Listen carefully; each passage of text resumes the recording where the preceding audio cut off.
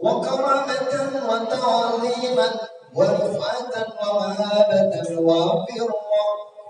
وعد الله تبارك وتعالى أن بالفضل العلي والقدر الجليل ساداتنا وأئمتنا وموالينا أبي بكر وعمر وعثمان وعلي الحسن ثم الحسين وأن بقية الصحابة وقرابة رسول الله صلى الله عليه وسلم أجمعين والحمد لله رب العالمين.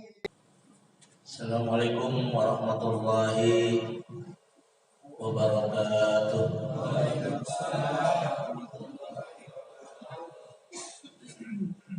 Alhamdulillah alladzi an'amana binikmatil imani wal islam. Wassalatu wassalamu ala sayyidil anam wa ala alihi wa ashabihi ala baratil kiram. Asyhadu an la ilaha illallah wahdahu la syarika lah ila yaumil qiyam. Allahumma shalli wa sallim wa barik ala sayyidina Muhammadin sayyidil anam wa ala alihi wa sahbihi ila yaumil qiyam amma ba'd. Qala rabbi ishrah li sadri wa yassir li amri wahlul 'uqdatam min lisani yafqahu qawli. Amma ba'du. DKM Masjid Jami yang sama-sama kita muliakan, yaitu Masjid Jami Al-Mujahidin, Bapak Ustadz Randas Haji Saiful dan Bapak Haji Mahmud beserta jajaran pengurus lainnya yang kami tidak sebut namun tidak mengurangi takzim. Wabil khusus pencinta ilmu kajian subuh, baik bapak-bapaknya maupun ibu-ibunya yang selalu aktif dan hadir mengikuti kajian subuh di Masjid Al-Mujahidin ini. Semoga hadirnya kita dari rumah kita menuju majlis taklim ini, setiap langkah kita menjadi catatan amal dan ibadah di sisi Allah Subhanahu wa taala. Dan semoga ilmu yang akan kita kaji bermanfaat sebagai pedoman hidup kita, baik kehidupan di dunia maupun kehidupan di negeri akhirat. Jamaah sekalian yang berbahagia, alhamdulillah dengan izin Allah Subhanahu wa taala di pagi subuh kita menjadi hamba-hamba pilihan Allah. Kita bisa melawan hawa nafsu yang senantiasa mengajak manusia malas ibadah, melawan setan yang senantiasa mengajak manusia untuk malas ibadah, terutama di saat-saat subuh. Banyak manusia yang diikat, dicancang oleh setan sehingga mereka tidak sampai kakinya ke masjid. Beruntunglah bapak-bapak, ibu-ibu yang hadir masjid mengikuti sholat subuh berjamaah yang tadi dipimpin oleh Ustaz kita, Ustaz Hafiz. Mudah-mudahan ibadah kita diterima oleh Allah Subhanahu wa taala. Pada kesempatan subuh kali ini kita akan kupas tentang babu zikril maut wa qisril amal. Dalam kitab Riyadhus Shalihin halaman 251 di kitab saya, bab menjelaskan tentang pentingnya hidup selalu ingat dengan kematian dan memperpendek cita-cita, jangan memperpanjang cita-cita. Jamaah sekalian yang berbahagia, tema ini mengangkat kita sebagai manusia agar sadar bahwa kehidupan di dunia sifatnya sebentar, tidak lama. Jangan sampai kita terlena dengan kehidupan dunia, lupa dengan kehidupan akhirat yang tidak ada batasnya. Karena itu Allah Subhanahu wa taala mengatakan di dalam firman-Nya surat Al-Imran 185, Allah berfirman, kullu nafsin dha'iqatul maut. Di situ ada kalimat kullu. Kullu artinya semua, tanpa kecuali.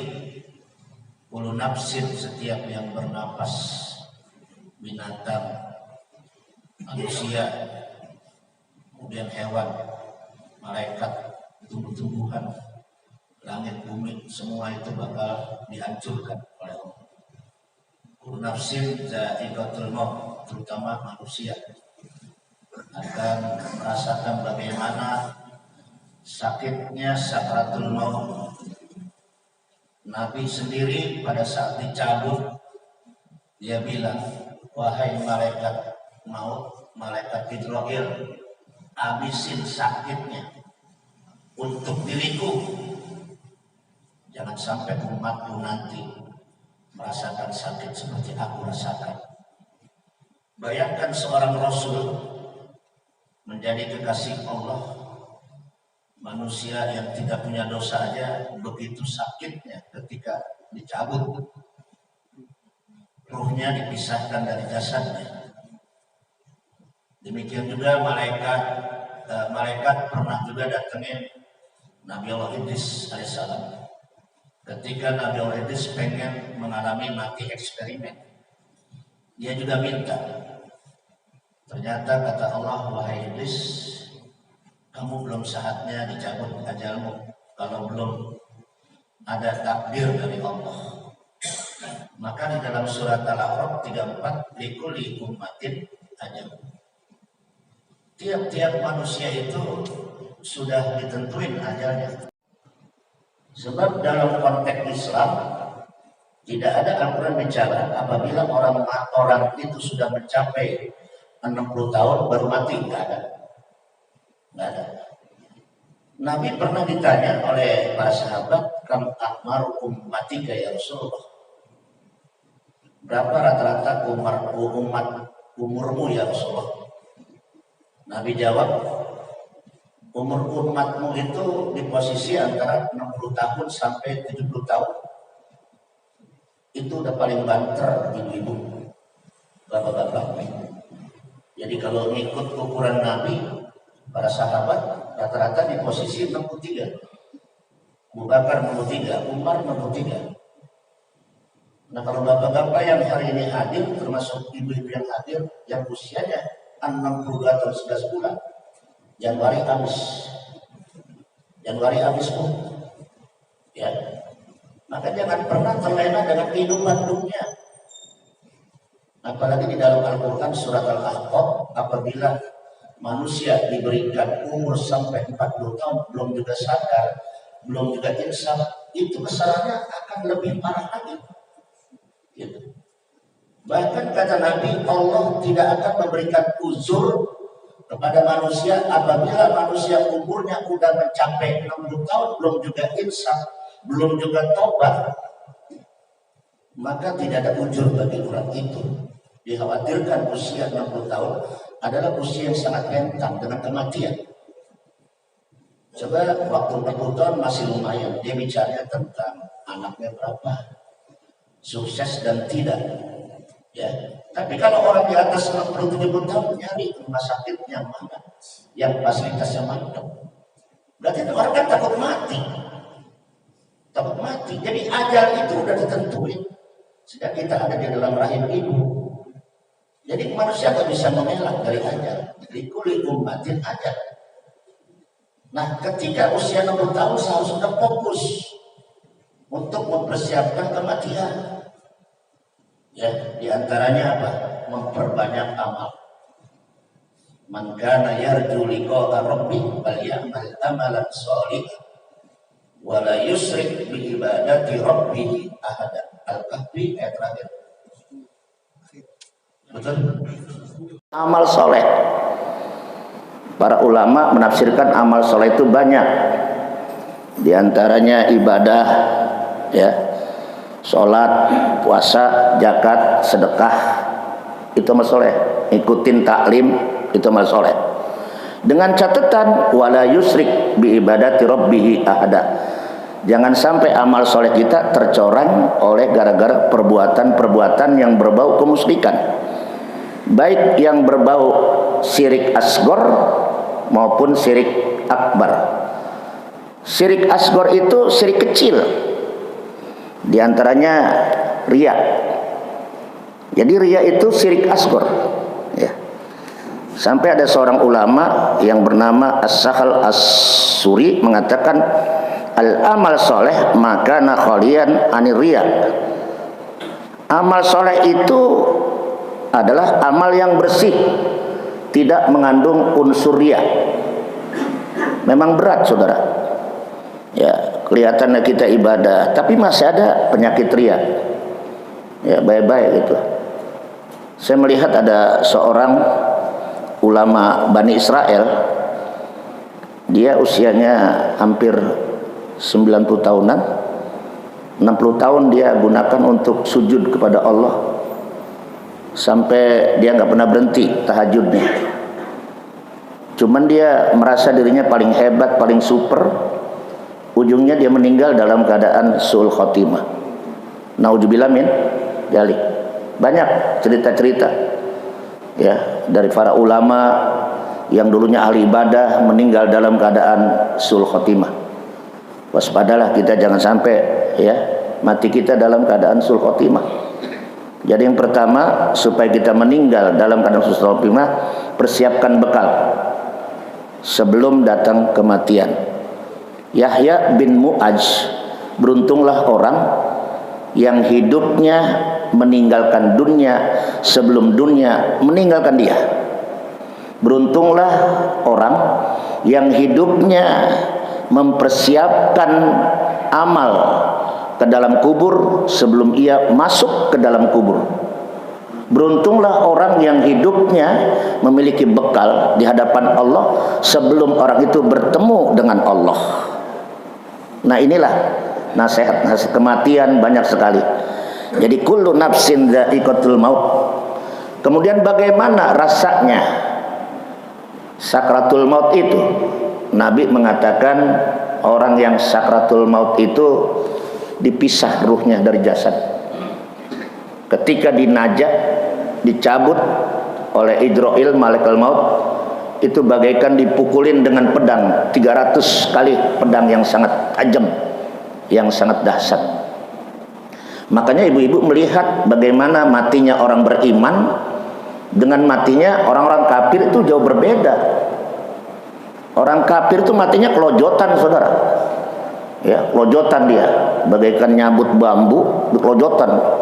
Kata Idrail, nah ini nih udah lama nih, manusia durjana nih, nggak pernah sembahyang, rumah dekat masjid, nggak pernah sholat ibadah, nggak pernah sholat berjamaah, ada pengajian subuh pura-pura budeng. Waduh, ada nggak kira-kira begitu? Nah, ini orang nih ya, ngaji males ya, nauzubillah min dzalik ya. Coba kita lihat, yang ada nanti penyesalan, saudara. Tadi saya persiapkan di dalam Al-Quran ini ada surat Fatir. Surat Fatir, surat 35 ini sangat menarik supaya sebagai renungan buat kita, orang yang malas ibadah, malas sholat, ya, hidupnya cuma terlena dengan dunia. Semestinya usia 60 tahun itu nggak usah mikirin dunia, mikirin akhirat aja. Ya, tasbih, zikir, kemana-mana kita bawa tasbih, bu, bomong kena, HP kadang-kadang kemana aja dibawa, betul nggak? Ziarah kemana aja sampai, bener nggak bu? Tasbih hilang, mau kena juga kelupaan, timbel ada itu. Nah, disinilah kita kadang-kadang hobinya kita terlena dengan kehidupan dunia. Nanti yang ada penyesalan. Coba kita buka surat Fatir. Surat Fatir 35 ayatnya di situ 27, Allah mengatakan bagaimana keadaan orang-orang yang dulu hidupnya terlena dengan dunia, termasuk orang-orang kafir yang hanya dipikirkan dunia, jabatan dan kekuasaan. Ya, apa yang terjadi? Ketika mereka meninggal, la yukhaffafu anhum min adzabiha. Sedikit pun Allah enggak ada toleransi ketika dia dicemplungkan ke dalam api neraka, enggak ada toleransi. Mungkin kalau di dunia banyak toleransi kita. hukum ditabrak demi kekuasaan. Toleransi itu, betul nggak Pak? Orang dibujuk supaya nyoblos si anu. Sekarang kita lihat di mana-mana nih Pak, banner-banner caleg itu bertebaran. Wah ilah, Bapak muter aja Pak.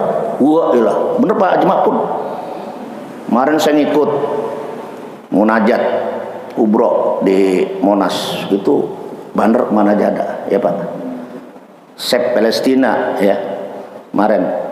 Jadi itu sekarang ini banyak sekali Indonesia ini ya, banyak musibah, banyak ajab. Makanya kita minta besok 2004 jangan sampai muncul pemimpin yang kafir, jangan sampai muncul pemimpin yang zalim. Kembali kepada diri kita umat Islam.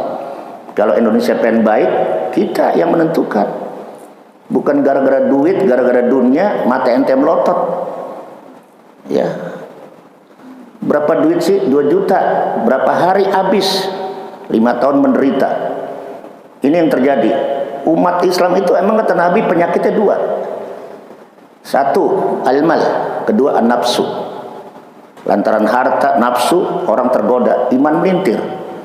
Ya, dikhawatirkan mati dalam kekafiran. Nauzubillah min dzalik. Nah, kita buka bagaimana orang-orang yang di dunianya tidak pernah memikirkan persiapan mati. Dia hidupnya cuma ngurusin dunia, ngikutin nafsu. Seperti halnya orang-orang kafir itu kata Allah, wahum yastorikhuna fiha. Nanti mereka begitu masuk ke dalam api neraka menjerit-jerit Bu. Disiksa, dipendem, disiksa, dipendem. Bahkan kata Nabi kalau ada orang ninggalin satu sholat subuh 1 kali, itu 30 tahun disiksa di dalam api neraka. Ninggalin sholat subuh 1 kali 30 tahun itu disiksa. Tuh. Bandingannya 1 hari di neraka 60 tahun sama dengan di dunia. Berarti kan cuma 1 hari umur kita. Nah, di sini diartikan mereka-mereka yang nanti bakal dicemplungkan ke dalam api neraka, yang dulunya mereka hidupnya terlena dengan dunia, lupa dengan kematian. Lalu ketika mereka merasa pedihnya disiksa di alam api neraka, mereka berkata, Rabbana akhrijna. Ya Allah, saya nggak sanggup disiksa, dibakar di api neraka. Ya Allah, nggak sanggup. Akhrijna, keluarin ya Allah, keluarin. Balikin lagi ke dunia. Mas, dunia udah hancur. Dunia udah hancur apa? Kan bicara ada kiamat. Ya. Akhirnya keluarin ya Allah, nggak sanggup. Ya. Betapa pedihnya, betapa panasnya, betapa sakitnya. Kemudian dia berkata nih, orang-orang yang hidupnya terlena dengan kehidupan dunia, lupa dengan kematian, bergelimang dengan dosa, na'mal sholihan. Kami akan siap ya Allah kalau engkau balikin ke dunia. Kami akan siap ya Allah kalau engkau keluarin kami dari neraka. Ngapain? Na'mal solehah. Ingin melakukan perbuatan-perbuatan baik, amal soleh. Ya. Ghairul ladzi kunna na'mal, kagak seperti dulu. Tuh, ini manusia Pak. Manusia ini begini nih Pak. Jadi manusia kalau udah kecemplung, udah dijeblusin, baru dia sadar, baru dia ngeh. Apa kata Allah? Dijawab oleh Allah, hei manusia durjana yang hidupnya nggak pernah ingat dengan akhirat, hidupnya tidak pernah ingat dengan kematian, hidupnya hanya memperturutkan hawa nafsu. Awalam nu'ammirkum ma tadzakkaru fi man tadzakkara wa ja'akumun nadhir. Bukankah kalian hai manusia sudah kami berikan umur panjang waktu di dunia? Tuh, di sini ada ulama menafsirkan nu'ammirkum, maknanya bukankah manusia sudah diberikan umurnya sampai 60 tahun? Tuh. Ngapain aja usia 60 tahun itu kan rentang dengan kematian. Kalau ngikutin barometer Nabi 3 tahun lagi umur kita habis. Kira-kira ini nasihat bagus nggak Pak? Bagus. Jangan udah nenek-nenek lagunya kayak bocah. Gala pakai celana legging, pipinya udah kleber-kleber Pak.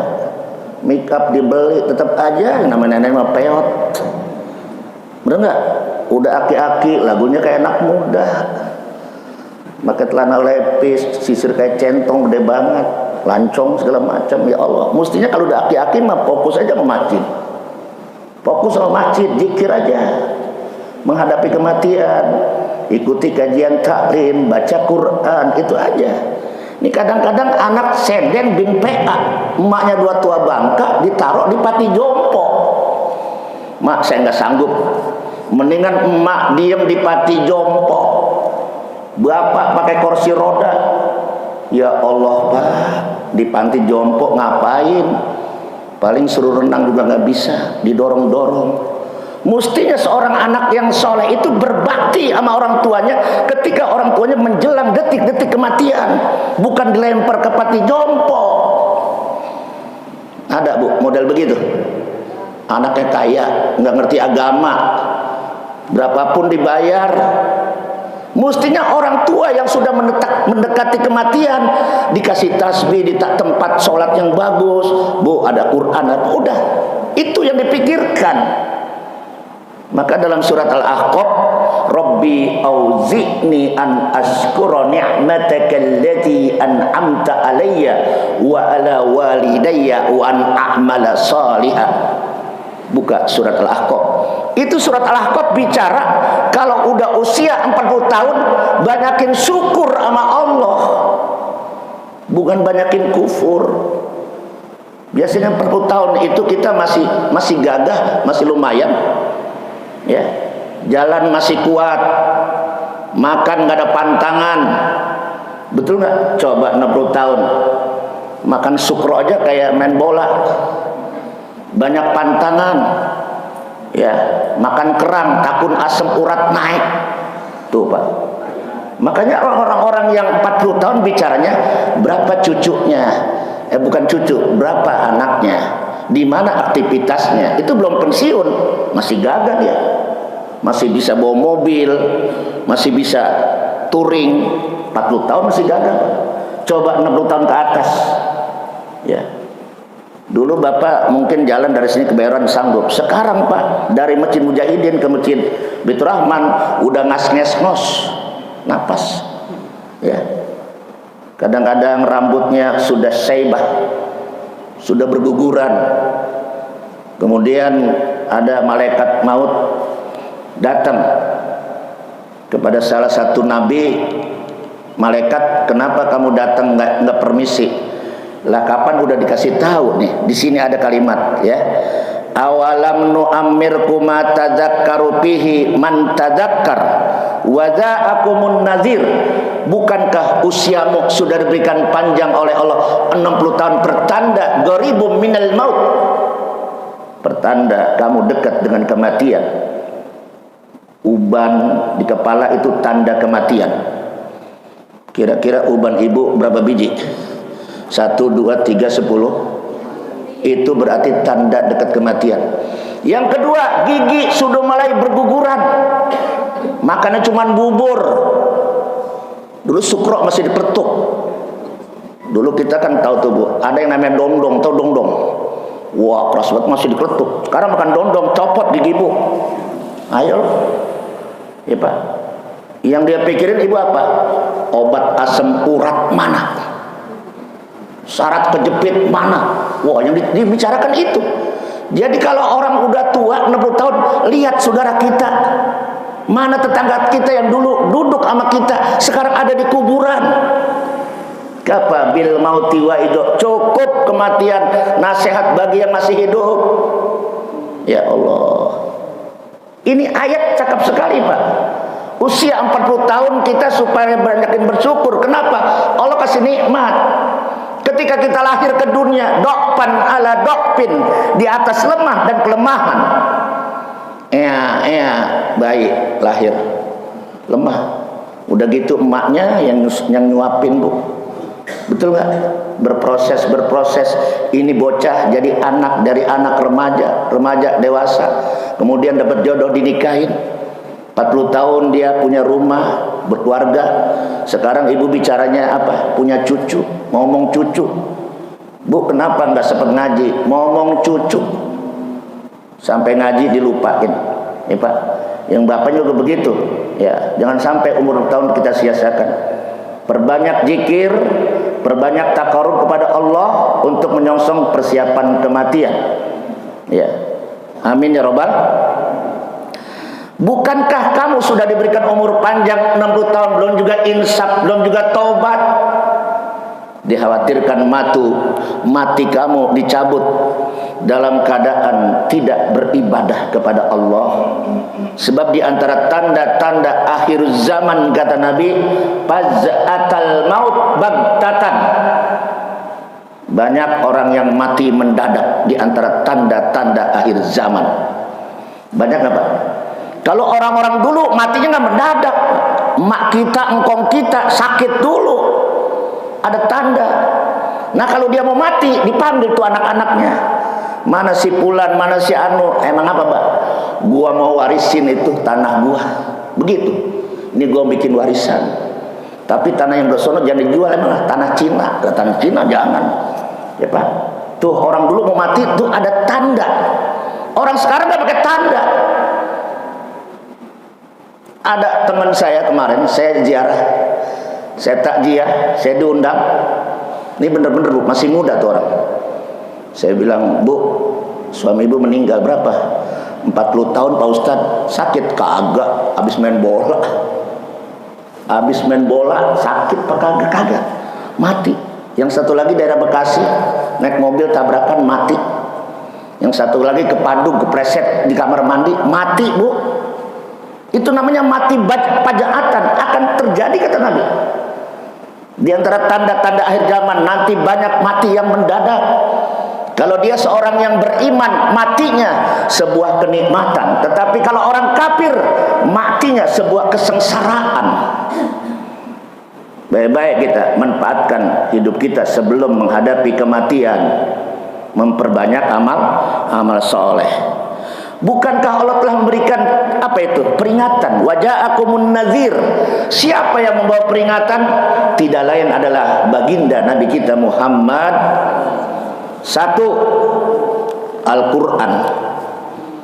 Ini adalah peringatan ya bagi kita. Peringatan yang bisa berbicara, ini Al-Quran. Kita bisa berbicara, kita bisa berdialog. Siapa orang yang ingin berdialog dengan Allah, falyaqra'il Quran. Perbanyak baca Quran. Dan siapa orang yang hidupnya selalu connect dengan Al-Quran, hatinya diberikan ketenangan, saudara. Makanya kalau hidup ini susah, gelisah, ambil wudhu, baca Quran. Insya Allah segala permasalahan itu akan usai dengan baca Quran, Pak. Yang kedua, bukankah Nabi telah memberikan tuntunan berupa as-sunnah? Taraktu fikum amroini. Aku tinggalkan dua perkara. Apabila kamu berpegang dua perkara ini dengan erat-erat, kalian tidak akan sesat selama-lamanya. Apa itu? Satu, Al-Quran, kitabullah. Yang kedua, sunnah, yaitu tuntunan Nabi.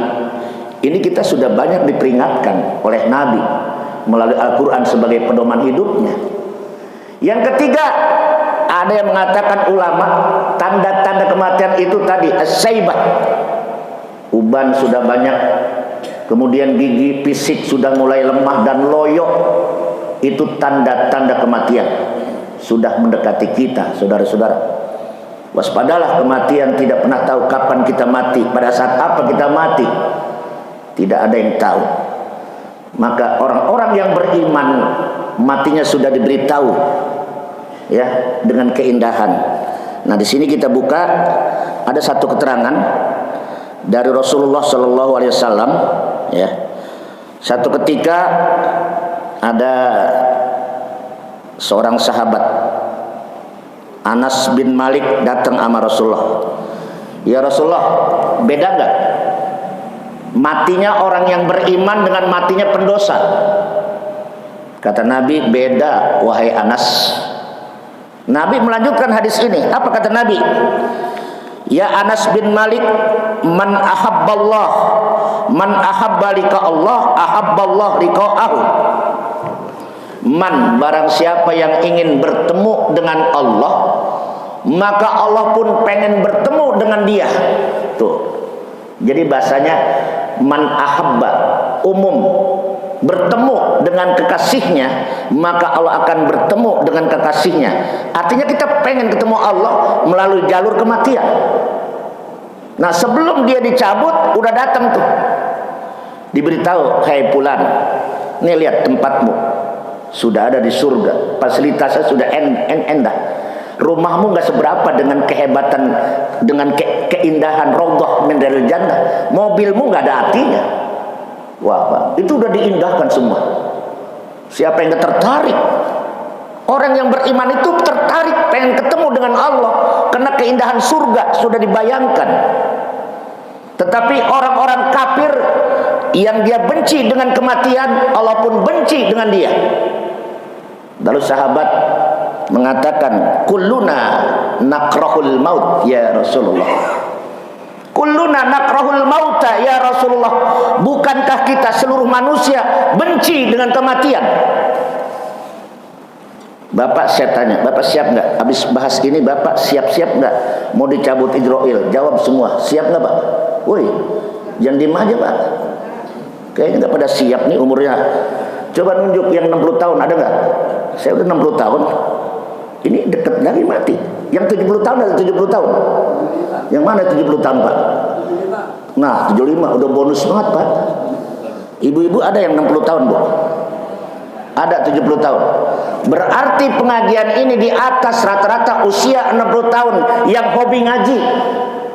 Dia sadar kematian sudah mendekat. 40 tahun masih pelentat pintut, sholatnya pelentat pintut, ya, ibadahnya nggak khusyuk. Makanya kata Nabi, uzkurul maut fi sholatik. Kalau kita sholat ingat sama mati, sehingga muncul kehusyukan.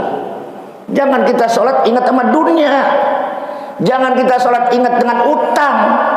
Jangan kita sholat ingat dengan aktivitas yang tidak ada manfaatnya, sehingga mengganggu kehusyukan. Satu ketika ada sahabat Nabi, dia menangis di masjid Madinah. Lalu Nabi tegur, wahai sahabat, lima jad tabki, kenapa ente menangis? Ya Rasulullah, saya kehilangan onta. Jadi sahabat menangis kehilangan apa Bu? Kehilangan onta Pak. Onta merah, onta yang mahal. Terus kata Nabi, wahai sahabat, onta yang ontamu yang hilang enggak sebanding jika kamu kehilangan sholat berjamaah subuh di masjid, kata Nabi. Berarti sholat subuh berjamaah nilai lebih tinggi daripada onta yang hilang. Paham maksud saya Pak? Khairum minad dunya wa ma fiha. Kata Nabi, orang yang bangun subuh khairum minad dunya wa ma fiha, nilai lebih unggul daripada dunia beserta isinya dunia. Ibu bacain aja. Isi dunia ada emas, kekayaan, sumber mata alam. Makanya ibu, kenapa itu Zionis Israel itu sampai sekarang menyerang, genjatan senjata cuma seminggu. Dari Jumat ke Jumat, malam Sabtu dihajar lagi. Malam Sabtu 100 orang tewas, anak kecil tewas, ibu-ibu tewas, bapak-bapak yang udah tua renta tewas. Kenapa? Orang Yahudi, orang Nasrani, mereka cuman berangan-angan dan bercita-cita. Dia merasa keturunan Nabi. Orang Nasrani merasa anak-anak Allah. Dia menyangka dirinya nggak bakal masuk neraka. Makanya dia serakah, rakus. Pengen apa dia? Pengen menguasai tanah Palestina. Ternyata Allah jawab, tilka amaniyuhum, itu cuma angan-angan. Orang Yahudi bakal dijebloskan ke neraka, termasuk Nasrani bakal dijebloskan ke neraka. Jadi kalau saya cerita-cerita ini semua ada di dalam Al-Quran Bu, ya. Jadi Al-Quran sudah berbicara. Apa kata Al-Quran situ? Ibu lihat bagaimana Al-Quran bicara. Suratnya adalah Al-Baqarah ayat 96. Ya Muhammad, katakan kepada umatmu, nanti kamu akan mendapatkan orang-orang Yahudi sebagai manusia yang tomak terhadap dunia, lupa dengan kehidupan kematian. Nabi Muhammad beritahu, orang Yahudi itu lebih tomak dari orang-orang musyrikin, kata Allah. Di mana orang-orang Yahudi ingin diberikan umurnya 1000 tahun. Tuh, orang Yahudi pengen diberikan apa, Pak? Umurnya berapa? 1000 tahun. Ini kan bicara kematian. Jadi orang Yahudi seakan-akan umurnya panjang. Dia merasa adalah udah di depan mata surga dia. Walaupun sekarang dia melakukan kebrutalan, dia merasa sudah menjadi kekasih Allah. Padahal kata Allah, it is impossible, mustahil. Itulah karakter orang Yahudi. Dia sangat musuh dengan orang-orang muslim. Sebagaimana kita lihat kemarin tuh terjadi itu. Di mana tuh pembantaian tuh, Pak? Hah?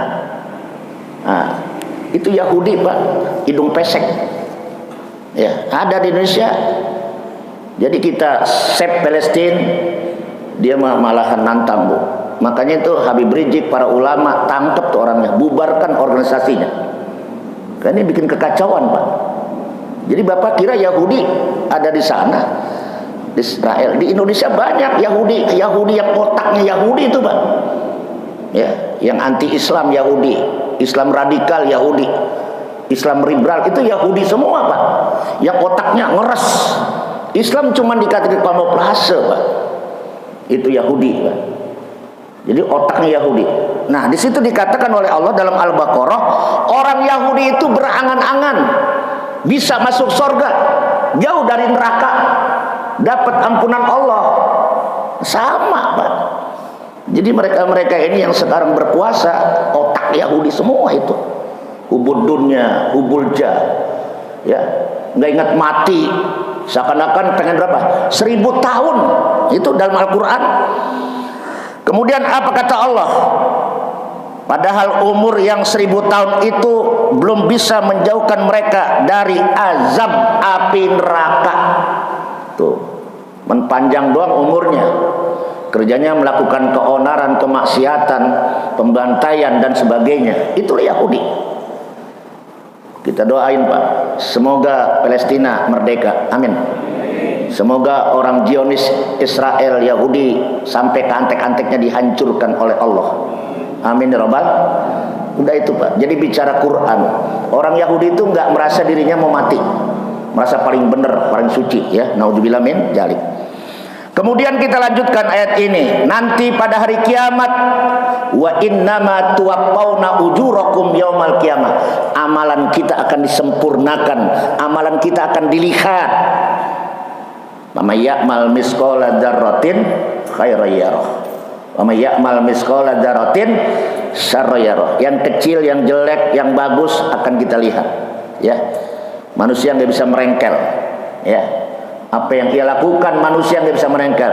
Di dunia silakan para hakim berlaku curang, tapi di sana kamu siap-siap masuk ke dalam ayat surat Fatir nih, ya. Mereka menjerit-jerit, minta tolong, ya Allah, nggak sanggup balikin ke dunia. Ngapain? Jadi hakim aja nggak adil. Ngaku Islam nggak pada sembahyang, tidak pernah menegakkan yang benar, malah mendukung kebatilan. Baik-baik, Pak, ya. Ini kalau bicara Quran, bicara indah, bicara nasihat, ya. Kemudian nanti di yaumil kiamah kata Allah, "Faman juhjiha anin nar." Orang-orang kafir yang nentang ajaran Allah siap-siap juhjiha, dilemparkan ke jurang api neraka. Wa udhilal jannah faqad faz. Orang-orang yang beriman mereka bakal dimasukkan ke dalam surga. Itulah mereka orang-orang yang beruntung. Mudah-mudahan kita masuk golongan yang beruntung. Amin. Wa mal hayatud dunya illa mataul gurur. Wa mal hayatud dunya illa mataul gurur. Ketahuilah wahai manusia bahwa kehidupan dunia adalah kehidupan yang menipu daya. Kehidupan dunia adalah mataul gurur. Kehidupan yang itu. Satu ketika sahabat jalan sama Nabi. Nabi ditanya, ya Rasul, berikan contoh kehidupan dunia. Begitu Nabi ngelewatin bangkai kambing, itulah kehidupan dunia, bagaikan jipah Al-Ghazali mengatakan ad-dunya jifa. Dari motif Nabi, dunia itu bagaikan bangkai, kata Nabi. Siapa yang mencari dunia, samalah dia memakan bangkai. Berarti hina sekali, saudara. Ya, maka hidup jangan terlalu terlena ke dunia, Pak. Bapak ibu dari masih muda nyari duitnya banyak, simpen di ATM. Begitu mati yang nikmati anak kita. Betul gak, Pak? Punya istri cantik, suaminya meninggal, masuk dalam kubur, suaminya jadi janda lalu dinikahkan dengan orang lain. Ayo, anaknya jadi yatim, saudara. Itulah kalau manusia berpikir cerdas. Apa kata Nabi? Siapa itu manusia yang cerdas? Al-Qais mandana nafsah wa amila lima ba'dal maut. Orang yang cerdas adalah orang yang hidupnya mempersiapkan diri, memperbanyak amal sebelum datang kematian. Itulah orang yang cerdas. Jadi dengan kekayaan itu bisa bawa amal. Contoh, ibu mewakafkan tanah untuk masjid ini. Selama ini masjid berdiri, keluarganya dapat kocoran pahala dari orang-orang yang memakmurkan masjid ini. Amin ya Rabbal. Itu. Coba kalau kakek kita ahli waris kagak mewakafkan, nggak dapat pahala. Nah, kemudian di ujung ayat tadi kita tahu mataul gurur artinya tipu daya. Tidak sedikit orang ya gara-gara dunia, gara-gara warisan berantem antara saudara. Ada nggak yang begitu? Ada. Tipu daya, Pak. Ya. Jangan sampai kita terlena dengan kehidupan dunia. Jadi yang kita kaji hari ini bagaimana kita hidup supaya meninggal dalam keadaan husnul khotimah. Yang pertama, memperbanyak amal soleh. Yang kedua, apa yang kita lakukan? Menjauhkan perbuatan-perbuatan yang haram, perbuatan-perbuatan dosa. Ketika manusia banyak melakukan perbuatan yang haram, ketika banyak manusia melakukan perbuatan dosa, hatinya tertutup dari kebenaran dan dia tidak peka dari kebenaran. Makanya ada orang yang berat ibadahnya nggak khusyuk, terlalu banyak dosa. Ngaji di masjid berat, Pak. Berat di masjid. Makanya pahalanya berat, Pak. Siapa yang hadir ke majlis taklim mendapat pahala seperti mengerjakan ibadah sholat sunnah 1000 rakaat. Amin. Siapa yang menghadiri majlis taklim begitu beratnya, dengan penuh khusyuk dia dengarkan kajian ilmu daripada kiai ustad, pulang dari ngaji mendapatkan pahala seperti mengerjakan sholat jenazah 1000 orang. Pernah Bapak sholat jenazah 1000 orang? Boro-boro 1000, satu orang aja kita begak. Siapa yang ngaji dengan khusyuk, pulang dari ngaji dia seperti menjenguk 1000 orang sakit, Pak. Saking berbesarnya tuh, ya. Mudah-mudahan ini kajian-kajian ini mengingatkan kita. Artinya apa? Ketika umur 40 tahun dalam surat Al-Ahqaf, banyakin bersyukur sama Allah. Ketika usia 60 tahun, banyakin berzikir untuk persiapan mati. Paling tidak apa? Zikir kalimat subhanallah ba'da sholat, Allahu Akbar, takbir, subhanallah, kalimat tahmid, alhamdulillah. Ini diterangkan di dalam kitab Riyadhus Shalihin, di atasnya ada. Situ dikatakan begini. Dari Abi Hurairah, jahaba ahlud dusur bid darajatil ula wan naimil mukim. Satu ketika kata Nabi ada seorang fakir daripada kaum muhajirin, dia datang menghadap Nabi, ya. Seakan-akan nih orang fakir iri sama orang kaya. Seakan-akan orang fakir iri dengan orang kaya. Kata Nabi, boleh iri dua. Satu,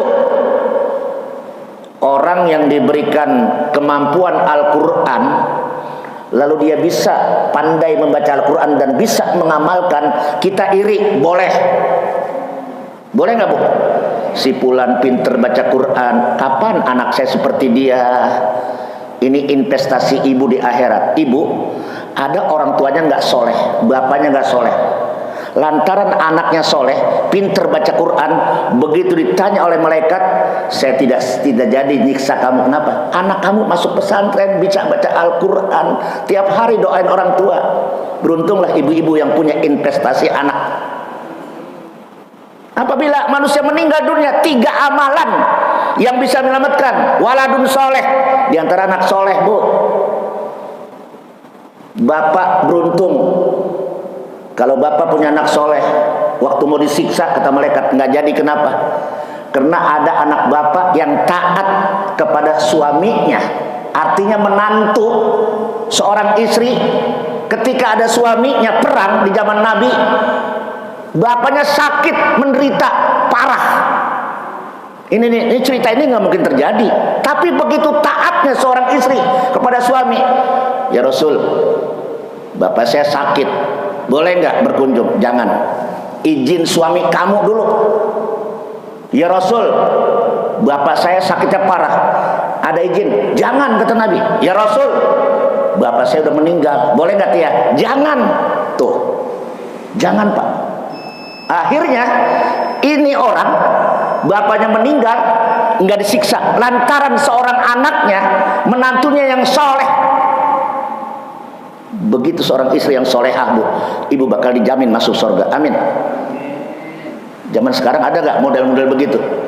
Masa bodoh, nggak pakai izin, lonong aja, baik-baik. Banyak wanita masuk neraka lantaran tidak dapat izin suami.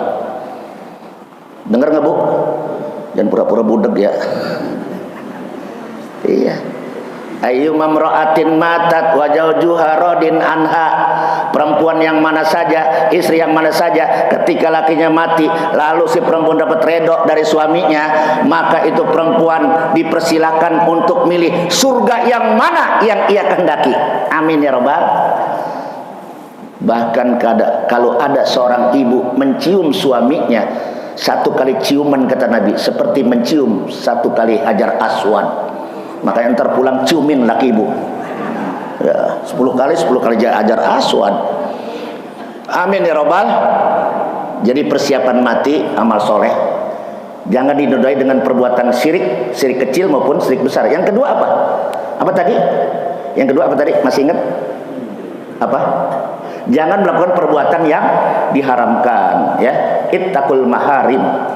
Jauhilah perbuatan yang haram, karena perbuatan haram itu ketika kita melakukan maksiat, tahu-tahu azab dicabut, ajal dicabut, mati dalam badan sul khotimah.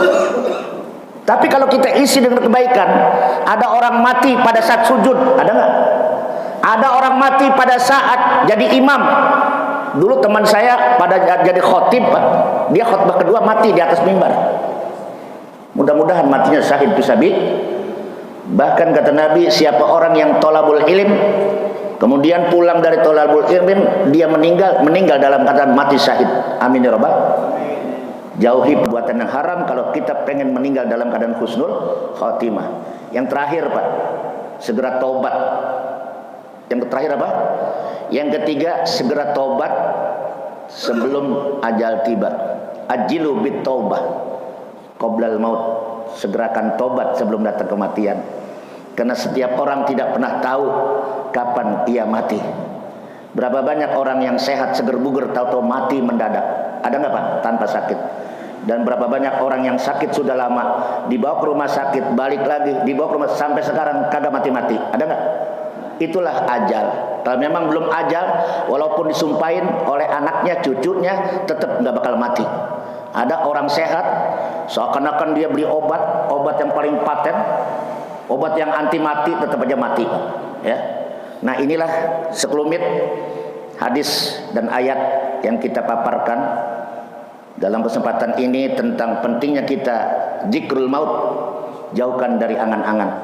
Kalau ditanya mana lebih dekat antara mati dengan cita-cita, yang lebih dekat kematian daripada cita-cita. Kita udah mati padahal kita membangun sebuah proyek belum kelar. Itulah yang namanya angan-angan. Jadi mudah-mudahan kajian kita pada subuh pagi ini ada manfaatnya, terutama bagi usia-usia yang udah lanjut semacam kita. Persiapkan diri kita sebelum ajal tiba menjemput kita. Kita berdoa semoga Allah wafatkan kita dalam keadaan husnul khotimah. Demikian kajian ini, semoga manfaat dan berguna dalam kehidupan kita. Mudah-mudahan Allah Subhanahu wa taala selalu memberikan kebaikan kepada kita semua dalam rangka menyongsong persiapan kematian. Al-Fatihah. A'udzubillahi minasyaitonir rajim. Bismillahirrahmanirrahim. Alhamdulillahirabbil alamin arrahmanir rahim maliki yaumiddin. Iyyaka na'budu wa iyyaka nasta'in. Ihdinas siratal mustaqim siratal ladzina an'amta 'alaihim ghairil maghdubi 'alaihim waladdallin. Wa'fu 'anna ya karim. Irhamna Allah bihaqqil Fatihah wa bi karamatil Fatihah wa bisiril Fatihah. Ya farijal ham ya kasifal gham ya man liyabdir warham wa ya dafil bala ya rahman wa ya dafil bala ya rahim. Da'wahum fiha wa tahiyatum fiha salam wa akhiru da'wana alhamdulillahirabbil alamin. Mari kita tutup kafaratul majlis. Subhanakallahumma wa bihamdika asyhadu an la ilaha illa anta astaghfiruka wa atubu ilaik. Wallahul muwaffiq ila aqwamit thoriq. Assalamualaikum warahmatullahi wabarakatuh. Terima kasih sudah berkunjung di channel ini. Jangan lupa untuk like, komen, dan subscribe agar tidak ketinggalan pada video-video menarik lainnya.